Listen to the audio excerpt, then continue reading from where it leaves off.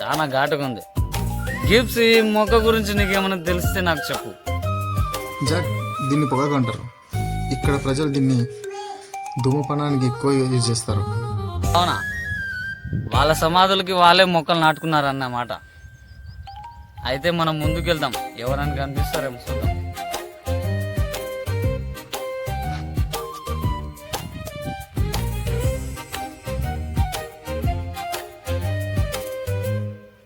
Gibbs, దీని గురించి నీకేమైనా ఐడియా ఉందా? జాక్, దీన్ని శనగ అంటారు. ఇక్కడ ప్రజలు దీన్ని ఎక్కువ పప్పుల్లో, సాంబార్లో ఎక్కువ యూజ్ చేస్తారు. ఇది తినడానికి ఎక్కువ ఉపయోగిస్తారు. అలా అయితే ఇది భూమిలో నుండి ఎలా వస్తాయి? జాక్, ఈ విత్తనం భూమిలో నాడితే మొక్క ఆ మొక్క 10 విత్తనాలు ఇస్తుంది. అవునా? అయితే నా దగ్గర ఒక ఐడియా ఉంది, పద చూపిస్తా.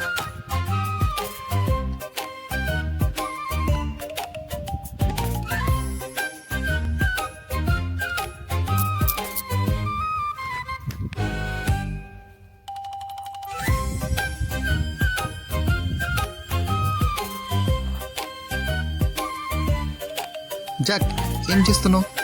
నువ్వేమన్నావు? ఒక విత్తనం నాటితే 10 విత్తనాలు వస్తాయన్నావు. అందుకే నేను నాణ్యాలు నాటుతున్నా. మనకి 100% నాణ్యాలు వస్తాయి. అప్పుడు మనం బార్లు, విస్కీలు, రమ్ములు ఎన్నో తాగొచ్చు, ఎన్నో తిరగచ్చు కదా. జాక్, భూమిలో నాణ్యాలు దాపెడితే 10 నాణ్యాలు కావు, చెట్లు కాయవు. ఇక్కడ భూమి మీద ఉండాలంటే మనం ఏదో ఒక పని చేసి డబ్బులు సంపాదించాలి. జాక్, ఇక్కడ ఉండాలంటే డబ్బులు కావాలి. పని చేస్తేనే డబ్బులు వస్తాయన్నమాట. అయితే పద, ఏదో ఒకటి పని చేసుకుందాం. ఈ డబ్బులతో రమ్ము కొనుక్కొని తాగి పని చేసుకుందాం. పద.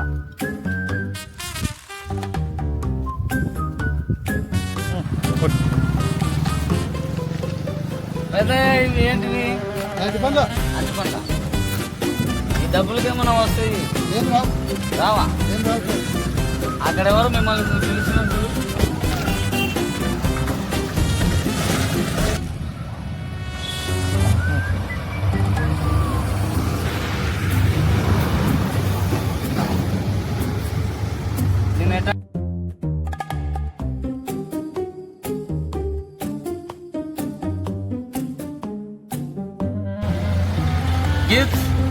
ఇది మన బ్లాక్ బోల్ట్ ఓడ స్టీరింగ్ లా ఉంది.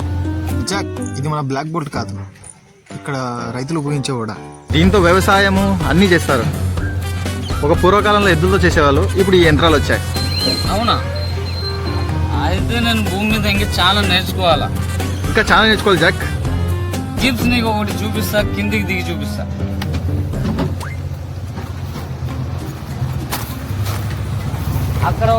అక్కడ ఒకసారి చూడు, ఎంత పెద్ద పెద్ద బిల్డింగ్లు కట్టుకున్నారో. ఈ భూమి మీద ప్రజలు చాలా సంతోషంగా ఉన్నారు. అలా ఉండాలంటే మనం ఏం చేయాలో నువ్వు నాకు చెప్పు. జాక్, ఈ భూమి మీద బతకాలంటే డబ్బు కావాలి. కొంతమంది కూలి పని చేస్తారు, కొంతమంది ఇల్లు కడతారు, కొంతమంది వ్యాపారాలు చేస్తారు, కొంతమంది ఉద్యోగాలు చేస్తారు. సో నువ్వు కూడా అలాగే ఏదో ఒక పని చేయాలి జాక్, అప్పుడు ఈ భూమి మీద బతకగలుగుతావు. నేను కూడా ఈ భూమి ఏదో ఒకటి పని చేసుకోమంటావు. అవును జాక్. అయితే ఎక్కడో ఒక చోట పనికి వెళ్తాను. Okay Jack.